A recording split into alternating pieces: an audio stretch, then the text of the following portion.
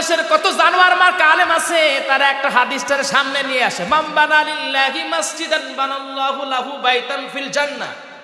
এই কথা বলে সে একজন মহিলাকে উদ্দেশ্য করে বলেন, আপনি তো জান্নাতি মানুষ। কেন? ওই যে আপনি সারা বাংলাদেশে মডেল মসজিদ বানাই দিয়েছেন, জান্নাত আমরা বাবা বানাইছে। মডেল মসজিদ বাংলাদেশের কোন সরকার বানায় না, এটা হলো সৌদি আরবের অনুদান ছিল। বুঝেন নাই আপনারা? বুঝেন নাই? এই যে রাস্তাঘাটে যে সুন্দর সুন্দর মসজিদ দেখেন, মডেল মসজিদ বলে, এটা সৌদি আরবের আপনার অনুদান ছিল, নিজের নামে জ্বালাই দিচ্ছে আস্তে করে। আর মডেল মসজিদ তৈরি করলেও কি একজন মানুষ জান্নাতে যাবে নাকি? সারাটা জীবন উলামায়ে কিরামদের উপরে জুলুম করেছে, অত্যাচার করেছে, কোরআন বন্ধ করে দিয়েছে, কিছু কিছু মাহফিলকে 144 দ্বারা জারি করেছে। ও জান্নাতে যায় কেমনে? বদমাইশি না? আমার ভাইয়ের, আমার বন্ধুগণ, এইগুলো আসল আলেম না, এগুলো হল উলামায়ে সু। সবাই বলেন ঠিক কিনা? এগুলো হলো 5 দালাল।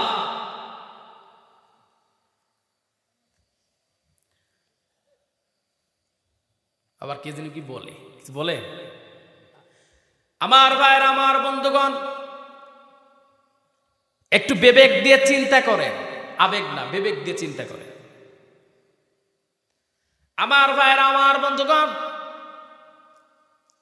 অতএব আপনাকে মানা লাগবে, আল্লাহ পাক হলো আলাইসাল্লাহু বিআহকামিল হাকিমিন। আমি যেই কথা বলতেছিলাম, সব জায়গায় ইসলাম দিনটাকে আপনার মানতে হবে, সব জায়গায় এটাকে প্রাধান্য দিয়ে চলতে হবে। আপনি যা করবেন সব জায়গায় এটাকে প্রাধান্য দিয়ে চলতে হবে, তাহলে দুনিয়া এবং আখিরাত আপনার জন্য আল্লাহ পাক সুন্দর করে দিবেন।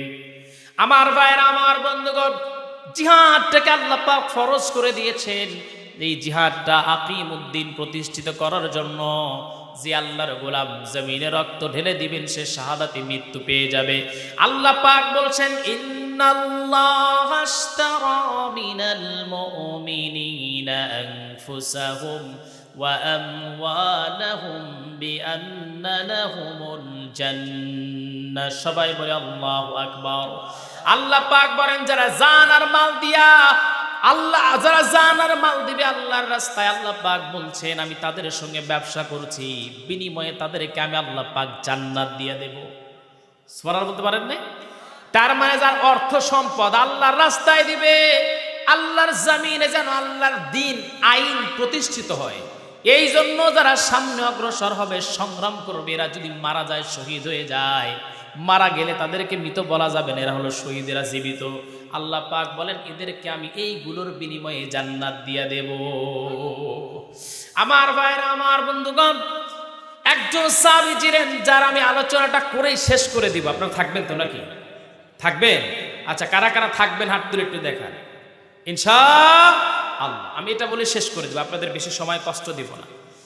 একজন সাহাবী, তিনি কালো ছিলেন, হযরত বেলালের মতো, যার নাম ছিল হযরত সাদ সালামী রাদিয়াল্লাহু তাআলা আনহু। এই সাদ সালামী রাদিয়াল্লাহু তাআলা আনহু, তিনি একটা জমির উপরে বসে চোখের পানি ফেলে ফেলে কান্না করছেন। নবীজি আবার সেই রাস্তা দিয়ে তিনি হেঁটে যাচ্ছিলেন। নবীজি সাল্লাল্লাহু আলাইহি ওয়াসাল্লাম পিছন দিক থেকে গিয়ে এই সাহাবীর চোখ চিপে ধরেছে। নবীজি এইবার কণ্ঠ একটু চেঞ্জ করে বলছেন, বলো কে আমি? সাহাবী কিছুই বললেন না। নবীজি যখন বুঝতে পারলেন না ও আমাকে চিনতে পারে নাই, তখন নবীজি চোখ থেকে নবীজি হাতটা সরালেন। হাতটা সরানো মাত্রই নবীজি দেখতে পেলেন তার চোখের সঙ্গে পানি, যেটা রাসূলের হাতের সঙ্গে লেগে গেছে। এই সাহাবীর চোখের পানি রাসূল সহ্য করতে না পেরে বললেন, আমার দিকে তাকাও। তাকালেন, নবীজিকে দেখে তিনি বলছেন, ইয়া রাসূলুল্লাহ, আপনি আমার চোখটা ধরেছেন, আমি বুঝতে পারি নাই। নবীজি বললেন, সাদের কি হয়েছে বলো। হযরতে সাদ সালাবী রাদিয়াল্লাহু তাআলা আনহু ডেকে বলছেন, হে রাসূল, শুনেন আপনি কেন কান্না করছে, আপনি একটু শুনেন। ইয়া রাসূলুল্লাহ, ইয়া হাবিবাল্লাহ, আমি তো যুবক হয়ে গেছি, আমার মনটা বড় চায় আমি বিবাহ করব, কিন্তু আল্লাহ পাক এমন কালো বানিয়েছেন, জনমের কালো, কেউ আমার সঙ্গে মেয়ে দিতে চায় না। এটাও বিষয় নয়, আমার থাকার মতো তো কোনো জায়গা নাই, আমার পরনের কোনো কাপড় নাই। ইয়া রাসূলুল্লাহ, ইয়া হাবিবাল্লাহ, অতএব আমি কি করে বিয়ে করব, কেউ মেয়ে দিতে চায় না। আল্লাহর নবীজি বললেন, শোনো, আমি দায়িত্বটা নিয়ে নিলাম, মন খারাপের কিছু নাই, টেনশনের কোনো কিছুই নাই, আমি রাসূল তোমার দায়িত্বটা নিয়ে নিলাম। আল্লাহর নবী দায়িত্ব নেওয়া মাত্র এই নবীজিকে এবার নবীজি বলছেন, হে আমার সাদ, বলো তোমার কোনো পছন্দ আছে নাকি? হযরতে সাদ সালামী চিন্তা করলেন, যেহেতু রাসূল দায়িত্ব নিয়ে নিয়েছেন, অতএব যেহেতু কালো গরিব আর কালো মেয়েছে কি হবে, বরঞ্চ রাসূল যেহেতু দায়িত্ব নিয়েছেন 100% তিনি এটাকে পরিণত করবেন, বাস্তবে রূপ দিবেন, অতএব একটু সুন্দরী বলি রাসূলকে ডেকে বলছেন, হে রাসূল, আরবের ভিতরে সবচেয়ে সুন্দর যে মেয়েটা, মদিনার ভিতরে সবচেয়ে সুন্দর যে মেয়েটা, হুরে মদিনা যার খেতাব, এই মেয়েটাকে আমি বিয়ে করতে চাই। রাসূল মনে মনে বলছেন, তোমারে অভয় দিছি বলে তুমি এখন যা মন চাই তাই নাকি? আমার ভাইরা, মন তো সবার চায় সুন্দরী মেয়ে বিয়ে করতে, নাকি নাকি কালো মেয়ে চায়? যদিও কালো মানুষ, কিন্তু মন চাচ্ছে যে সুন্দরী মেয়ের বিয়ে করতে। রাসূল বললেন, ঠিক আছে যাও, তার বাবা তো আমার সাহাবী, যাও তার কাছে গিয়ে আমার প্রস্তাবটা দিয়ে দিবা। এবার সাদ সালামী বলে, রাসূলুল্লাহ, আমি যদি প্রস্তাব নিয়ে যাই, আমাকে দেখা মাত্রই, প্রস্তাব দেওয়া মাত্রই ওই মিংরে বাবা না জানি আমারে লাঠি দিয়ে তাড়ায়া ধরে নাকি, অতএব আপনি আমাকে একটা চিঠি লিখে দেন, যেই চিঠিটা নিয়ে তার বাবার কাছে দিব, তার বাবা কোনো কথা ছাড়া তার মেয়েটাকে আমার হাতে তুলে দিবে। রাসূল এইবার তাকে চিঠি লিখে দিলেন। সেই চিঠি নিয়ে সাদ মদিনার সেই সাহাবীর কাছে দৌড়াতে লাগলেন। সাহাবীর কাছে তিনি গেলেন, গিয়ে ডেকে বলছেন, ও মেয়েরে বাবা, নাও, রাসূল তোমার কাছে আমার বিয়ের প্রস্তাব পাঠাইছেন, যেরকম সুবহানাল্লাহ। এইবার এই লোকটা যখন তিনি চিঠিখানা দেখলেন রাসূল তার মেয়ের জন্যই কালো মানুষটাকে পাত্র হিসেবে রাসূল প্রস্তাব দিয়েছেন। তিনি রাগান্বিত হয়ে গেলেন যে রাসূলের কাণ্ডজ্ঞান নাই, আমার মেয়েটা হলো মদিনার সবচেয়ে সুন্দরী, আর এর দিকে তাকালে তো দ্বিতীয়বার তাকারও ইচ্ছা হয় না।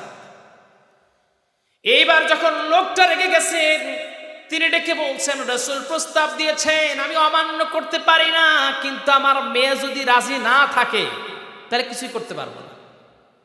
এই কথা বলে যখন তিনি একটু মনটা খারাপ করে আছেন, সাদ সালামী চিন্তা করলেন, এই লোকটার তো অবস্থা ভালো না, না জানি কখন রেগে আমার পিটানো শুরু করে। তিনি মারছেন দৌড়। এইবার মেয়ের বাবা চিন্তা করলেন কি করা যায়, তিনি টেনশনের মধ্যে আছেন। হঠাৎ করে মেয়েটা আসলেন, আর ডেকে বলছেন, বাবা, কে আসছিলেন আপনার কাছে, কি এমন চিঠি লিখে আপনার কাছে কাকে পাঠালেন? মেয়ের বাবা এবার ডেকে বলছে, মা রে, শোনো, রাসূল প্রস্তাব পাঠিয়েছেন তোমার জন্য, একটা কালো ছেলে রাসূল তোমার জন্য প্রস্তাব পাঠিয়েছেন। সেই ছেলেটা এসেছিল, এই চিঠি দিয়ে গেল। মেয়েটাকে এবার ডেকে বলছে, মা, আমি কোনো কিছুই বলতে পারছি না, রাসূলকে আমি না করব সেটাও সম্ভব নয়, কিন্তু একটা জায়গা আছে, সেটা হলো তুমি যদি বলো আমি বিয়ে করতে চাই না, তাহলে কোনো সমস্যা নাই। কিন্তু এইবার মেয়েটা ডেকে বলছে, বাবা, এই দুনিয়ার সুন্দর যদি দিয়ে কি হবে, সুন্দর যদি কি হবে, আমার জন্য আমার রাসূল প্রস্তাব পাঠিয়েছেন, এটার চেয়ে বড় পাওয়া আমার জন্য আর কিছু হতে পারে না। কত মেয়ে তো মদিনায় ছিল, কত মেয়েই তো ছিল, তার কাছে রাসূল পাঠালেন না, আমাকে রাসূল মনে করেছেন, স্মরণ করেছেন। অতএব বাবা, এই দুনিয়ার সৌন্দর্য নয়, আমি এই ব্যক্তিটার সঙ্গে, আমি আমার রাসূলের পছন্দ করা পাত্রের সঙ্গে আল্লাহর জান্নাত পেতে চাই। এই কথা যখন বললেন, মেয়েটার বাবা বললেন, তাহলে আমার কোনো সমস্যা নাই। তিনি রাসূলের কাছে গিয়ে ডেকে বলছেন, হে রাসূল, শোনেন, আমি তো আসছি, আপনি প্রস্তাব নিয়ে ছেলেটাকে পাঠিয়েছিলেন, আমি আমার মেয়েটাকে সাথে করে নিয়ে আসছি, আমার মেয়েটা আপনার বিবাহেতে আপনার প্রস্তাবে রাজি আছে। ইয়া রাসূলুল্লাহ, আপনি বিয়ের ব্যবস্থা করেন। নবীজি বললেন, সাদ রে, তোর কপাল খুলে গেছে, যা, বিবাহের জন্য বাজার করতে হবে, দিনমোহর দিতে হবে, টাকা পয়সার প্রয়োজন। হযরতে সাদ সালামী বলে, ইয়া রাসূলুল্লাহ, টাকা পাবো কোথায়, থাকারই তো জায়গা নাই, নিজের পরনে কোনো জামা আমার জামা কাপড় আমার নাই, অতএব আমি কি করে বিয়ের টাকা পয়সা জোগাড় করব? অতএব আপনি আমার বিয়ের দায়িত্বটাও নিয়েছেন, টাকার দায়িত্বটা আপনি নিজেই নিয়ে নেন। জোরে বলেন সুবহানাল্লাহ। এইবার নবীজি যখন বললেন, সাদ সালামী ডেকে বলছেন, ইয়া রাসূলুল্লাহ, তাহলে দায়িত্ব নিয়ে নেন।